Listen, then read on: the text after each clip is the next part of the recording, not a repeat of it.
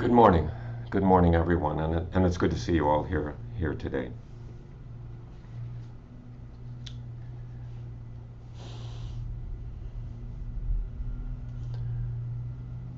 So, last week I sort of gave you an assignment of commenting on a brief talk I was going to give, actually tomorrow, to an interfaith group at St. Louis University. So, and you were all very kind and offered a very helpful advice. So Carol suggested, and I hope you'll find this acceptable. Carol suggested that I actually read the revised version today, so that you can see what effect your comments had. So I'll do that. I'll read the revised version today. So I was asked to say a little bit about Buddhism and offer a prayer. It sounds like a simple assignment, but with Buddhism, it's not so simple. Particularly in the West, many Buddhists practitioners do not consider Buddhism a religion at all, and don't use the word prayer. They might call Buddhism a philosophy of life or a science of the mind. The Buddha didn't talk about a creation story or an all-powerful God or deity, and some consider this a necessary element of any religion. Not that Buddhism is incompatible with such beliefs, apparently. Many years ago, I was considering taking a job in Baltimore. So I checked out the availability of a Zen practice site there, if I was going to be considering moving. And I was surprised to find that the Clare Sangha was led by 2 Catholic nuns. It was one of the largest Buddhist centers in Baltimore. And both of these Catholic nuns were students of Father Robert Kennedy, a Jesuit priest who lived in New Jersey, who was also an ordained Zen master, having received ordination from Roshi Bernie Glassman, who was raised Jewish in Brooklyn. The teachings of the Buddha are applicable to many different cultural conditions and temperaments. The tent is large. It includes those who stick closely to the earliest recording teachings of the historical Buddha, and also those who petition a host of Buddhas, Bodhisattvas, and other deities for guidance. So what do I take to be a core teaching of Buddhism? It starts with the recognition that life is difficult, and the Buddha listed several examples, all of which will be familiar. Old age, sickness, death, sorrow, lamentation, pain, distress, and despair.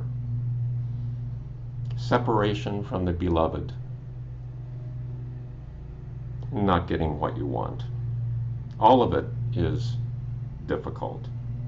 But, he said, we make it worse by constantly wishing it were other than the way it is, clinging to what we think we want, adopting a position of, if only. If only I could get what I want and avoid what I don't want, then I would be happy. If only everyone agreed with me, all would be right.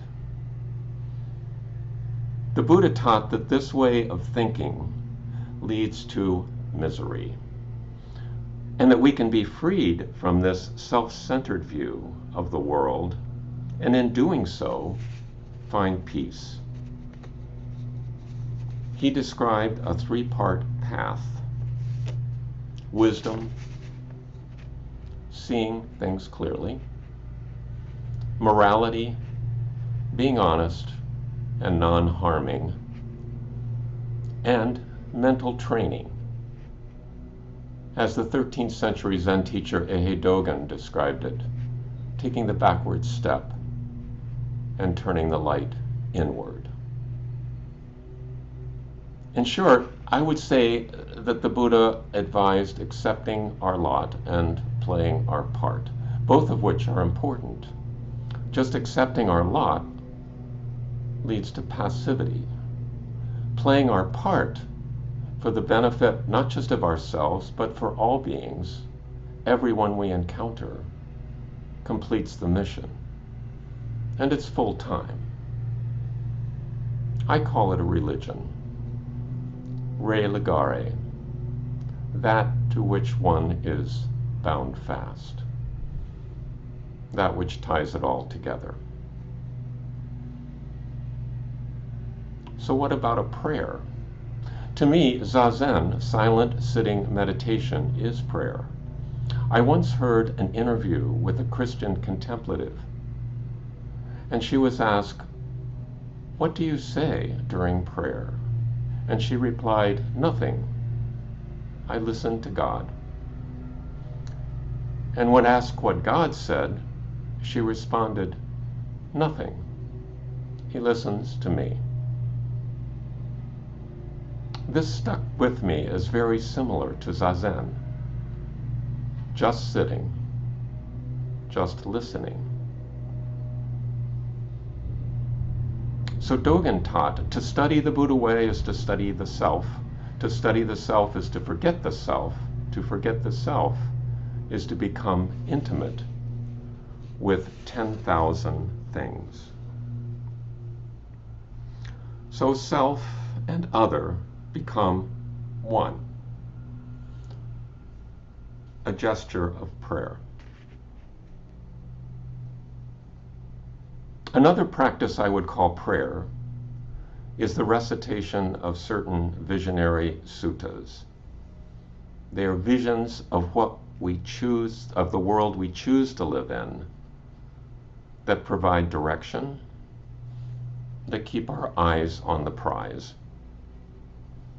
One such sutta is called the Karaniya Metta Sutta.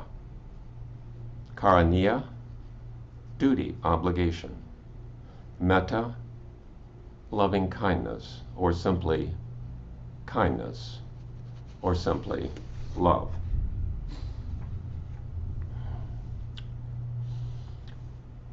So I was planning to use the Metta Sutta as a prayer, and I'll read it once again.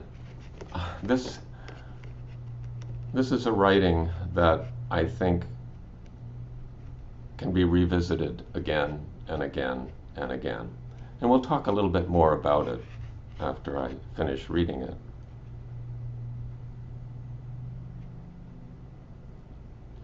This is what should be done by those skilled and well-intentioned, having glimpsed the state of perfect peace. Let them be capable and upright, straightforward, good listeners, gentle, not proud, contented and easily supported, not overly busy, living simply, wise and with senses calmed, not arrogant and without greed for followers. They should not do the least thing of which the wise would disapprove. They should reflect, may all beings be well and secure.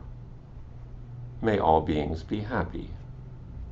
All living things, whether weak or strong, tall, large, medium or short, great or small, seen or unseen, near or distant, born or to be born, may they all be happy.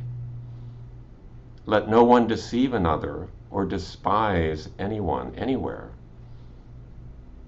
Let no one through anger or aversion wish for others to suffer.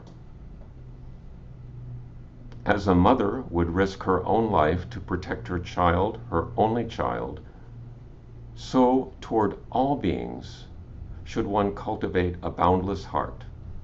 With kindness for the whole world should one cultivate a boundless heart, above, below, and all around.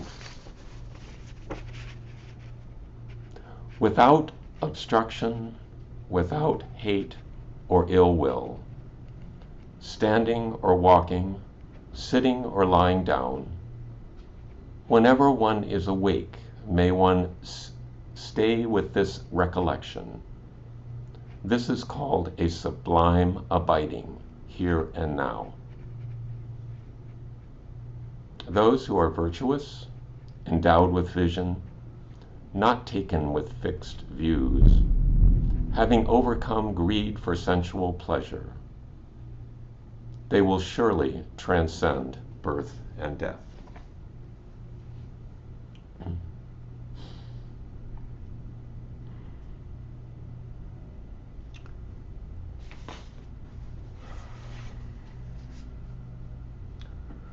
So this sutta is actually written in the form of a verse. My lighting here is just going away. I rely on ambient light in this room. Oh my gosh, that's startling. And there's not much ambient light at the moment. Everything is completely clouded over. So anyway, I'm still here, even though you can't really see me. So this sutta is actually written as a verse, and let me just share that if I can. This is in the Sinhala script, which is probably not the script it was originally written in, but in any case, it gives you an idea that if you go down here and down here, it gives you an idea that it's in verse form.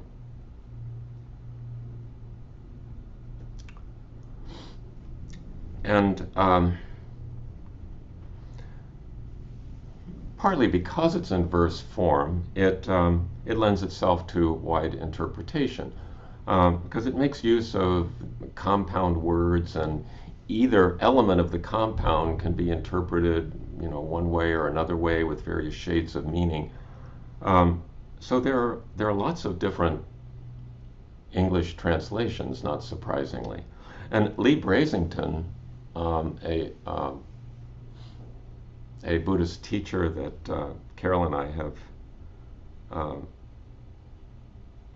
had the opportunity to go on a retreat with years ago. Lee Brasington compiled 20 different translations, which he put up on a website.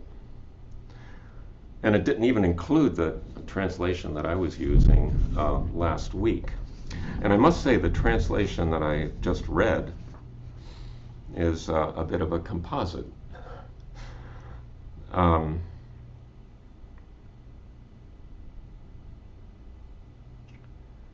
But there is, in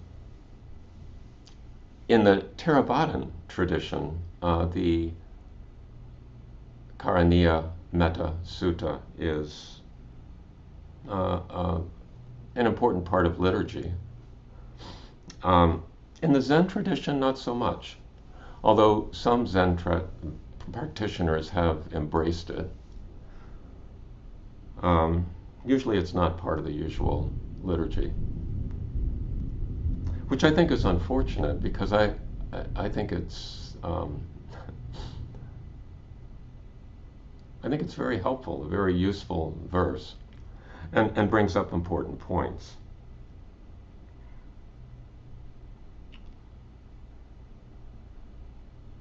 So I'd like to spend a little time with it, and today we'll just sort of get started a bit, but and talk about the first 4 lines. They're basically, as it's usually written in translation, there are 10 verses of 4 lines each. And the Karaniya part of the title comes from the very first character, which means duty and obligation. Duty or obligation. And that's why it's often, most translations start with, "This is what should be done."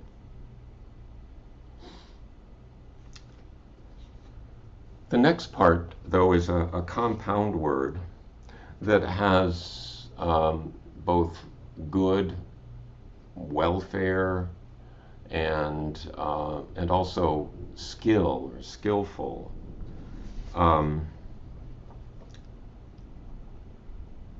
And in the translation I used, "This is what should be done by those skilled and well-intentioned."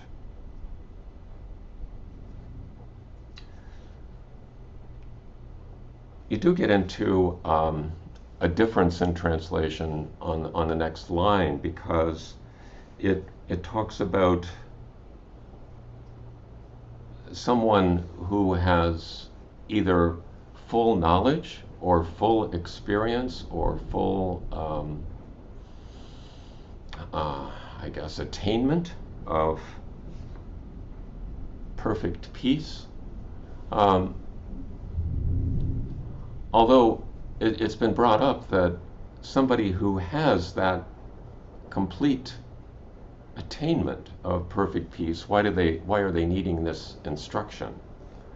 So sometimes it's translated as someone having glimpsed the state of perfect peace. And that really kind of resonates with me, because I think in meditation, I won't speak for you, but in my experience, we get glimpses.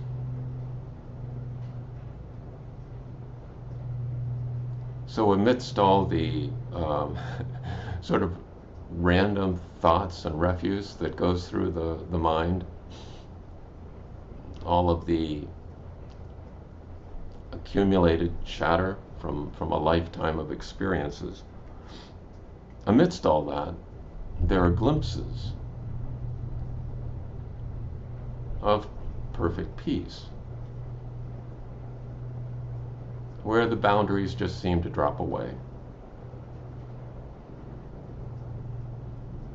And all that chatter ceases or becomes totally unimportant. And everything is calm.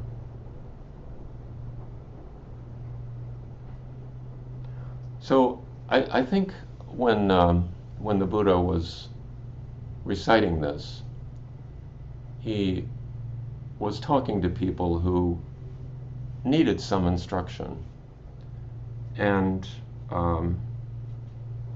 perhaps had had a glimpse, but had more to develop. And I think that's us.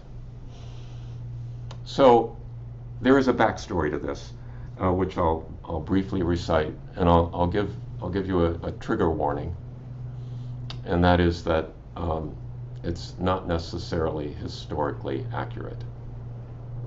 But there is a story, and it's cited by, or recounted by, Buddhaghosa, who was a 5th century Indian Buddhist translator and commentator on the Buddha's writings, and also on various commentaries that had preceded him. Um, but Buddha tells about this backstory for the Metta Sutta. So the backstory is that the Buddha they were approaching the time for the rains retreat. It's raining right now. This is a time when the monks spent about 4 months just in solitary retreat, meditating and working on their studies. And the Buddha instructed his, it says there were 500. It seems like there were always 500 bhikkhus following him around. And there were 500 of these monks, and he instructed them to go to a particular forest in the Himalayas that was a beautiful forest, and there was water nearby, and there was a village nearby where all the villagers were enthusiastic about donating food for the monks, and it just looked like a perfect site. So they went there and they situated themselves, each sitting under a tree, and it just seemed fine for a couple days. But then things changed, because the tree devas, the tree spirits that were residing in these trees, initially they were fine with the monks sitting there, but they didn't think they were going to stay for a long time. You know, it's like one of these things. After 2 or 3 days, it's time to move on. The monks were planning on staying there for months. And the tree spirits really kind of got tired of them being there, and so they started transforming themselves into these visions, these horrifying visions of monsters and ghouls that would make these harrowing noises and scare the monks. And when that didn't work, they started creating this terrible odor, this stench that just filled the forest. And the monks, finally just couldn't take it anymore, and they left. And they went back to the Buddha, and they said, "We got this problem. We need to go to another place because this isn't working out." And the Buddha, in response, recited this Metta Sutta. And as the story goes, the monks went back to the forest and expressed all this goodwill and friendliness and love to the tree spirits. And the tree spirits were overjoyed and expressed goodwill in return, and they got through the rainy season just fine, and the monks all became enlightened. So that's sort of the backstory for the Metta Sutta. So I guess one point of that is that this giving of friendliness, giving of goodwill, just universally, is not only recommended for just one's sort of mental health, but it's also protective, because that goodwill, that friendliness, tends to be contagious. And when you're in the habit of treating people in that way, treating others in that way, there's a tendency for them to respond in kind. So it actually is a useful protective mechanism, and reflects an earlier teaching of the Buddha, which I'll end with here. In the Dhammapada. In this world, hate never yet dispelled hate. Only love dispels hate. This is the law, ancient and inexhaustible.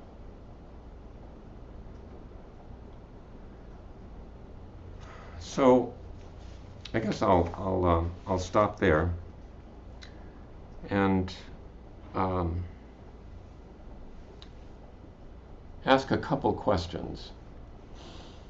You know, in the first 4 lines of this Metta Sutta, it talks about this is what should be done. So there's an element of obligation here, and having glimpsed perfect peace, which I think we're all familiar with. We've all glimpsed perfect peace at one time or another.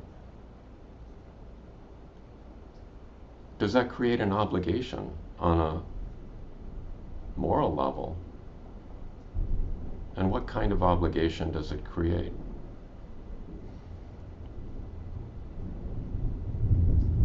So when you experience during meditation impermanence and insubstantiality of the self, and however you want to phrase it, what kind of obligations does that create for us?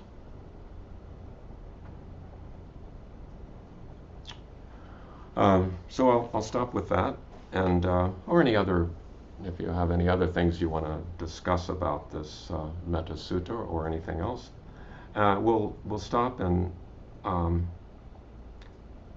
let me see. Okay, there's been a request which I'll abide by.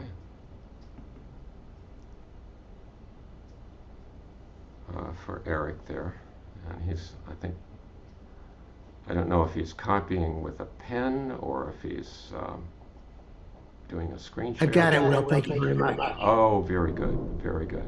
So, so thank you all for listening today, and we'll then break into groups for a little while and then get back together.